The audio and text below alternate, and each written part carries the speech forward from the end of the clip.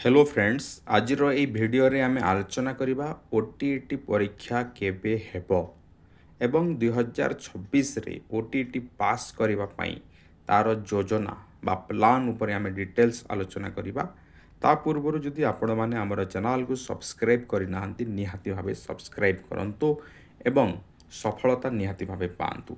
तो चलंतु आरंभ करिबा। तो देखंतु फ्रेंड्स ओटीईटी परीक्षा पास करवा केते सहज से उपरे मु आलोचना करी।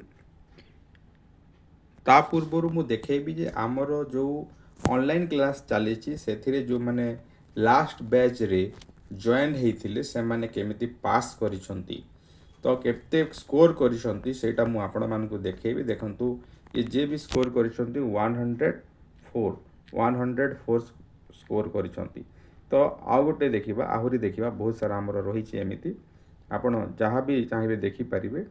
तो ये रही देखु ये जे पास कर 98 स्कोर कर 98 स्कोर कर यहाँ देखु 120 आप देखिपारे 120 स्कोर कर पेपर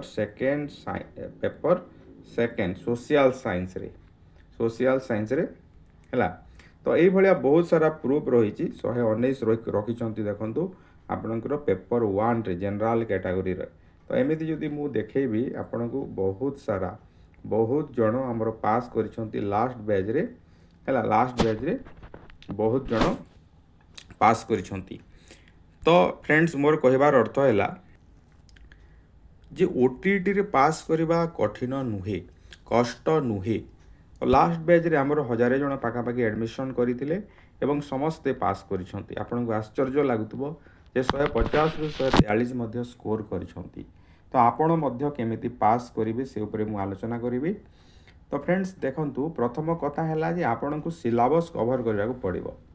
सिलेबस संपूर्ण रूपे पढ़िबा को पड़िबो। बही रे कोन अछि डिटेल्स जानिबा को पड़िबो। ता सहित तार एमसीक्यू प्रैक्टिस करिया को पड़िबो। 15 वर्षर प्रीवियस ईयर क्वेश्चन पढ़ा पड़ो। तार आंसर देखा पड़ो। क्वेश्चन सहित आंसर आप देखिए बारंबार प्रैक्टिस करेंगे। ता सहित आपन को किए जड़े गाइड करवा दरकार।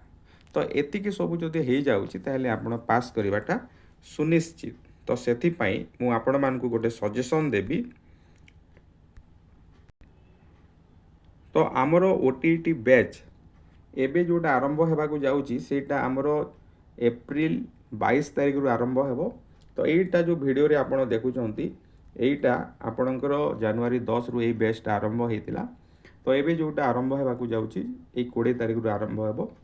तो निहाती भावे आपण जॉइन करंतु 600 टंका नाही एबे रही आपणकर 499 टंका रही।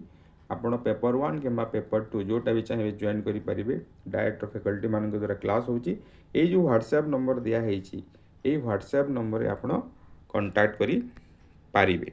ये व्हाट्सएप नंबर तो देखंतु ये जो व्हाट्सएप नंबर दिया है व्हाट्सएप नंबर रे आपण कांटेक्ट करी पारिबे एवं जॉइन हो पारिबे।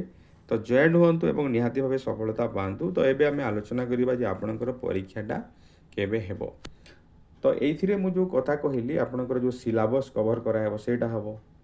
लाइव क्लास कराब रेकर्डेड वीडियो दिज्व आपण मानक नोट्स दिज्व पीडीएफ दिज्व 15 वर्षर क्वेश्चन प्रैक्टिस कराब। तो ये सब सुविधा आपण को मिल पार। तो एग्जाम केबे हेबो। तो ये जो आमर नोटिफिकेशन आसीला मे आपणकर मे 29 रे तो एग्जाम हेबार कथा। मे 29 रे एग्जाम हेबार कथा किंतु मझिरे गोटे चिठी आसीला जे आपणकर एक्सटेंड हैला ऑनलाइन करिवार एक्सटेंड होती गोटे कथा लिखाई परीक्षार डेटा पर जन दिज्व। तार अर्थ मे 29 रे हेबो बोली सेतिरे किछि कन्फर्म कराई नाही। हुए तो आपण मानकर एक्सटेंड भी हो पारे किंतु आपण प्रिपेयर हुंतु जे मे 29 रे जेमिति परीक्षा हेबो सेही भलिया प्रिपेयर हुंतु। एवं आमर जो ये एप्रिल आपणकर जो 20 रु जो बैच स्टार्ट हेबार कथा कहूँ गोटे मासरे आपणकर ऑल सब्जेक्ट पढ़ा हेबो कोर्स कंप्लीट करा जिवो। Mock test previous year question सब किसी डिस्कसन कराब। तो यही व्हाट्सएप नंबर आप निहाती भाव कंटाक्ट करूँ। 500 टंका गोटे बड़ एमाउंट नुहे किंतु आप जो बारंबार पढ़ी परीक्षा दौरान फेल होती बहुत कष्टकर निहाती भाव लगुव। ତ ଥରେ ଚେଷ୍ଟା କରନ୍ତୁ, ଟିକେ ପରିଶ୍ରମ କରନ୍ତୁ, ଦେଖିବେ ସଫଳତା ନିହାତି ଭାବେ ପାଇବେ। ଏହି ହ୍ୱାଟ୍ସଆପ୍ ନମ୍ବରରେ ମେସେଜ୍ କରିକି ଜଣାନ୍ତୁ ଏବଂ ସଫଳତା ନିହାତି ଭାବେ ପାଆନ୍ତୁ।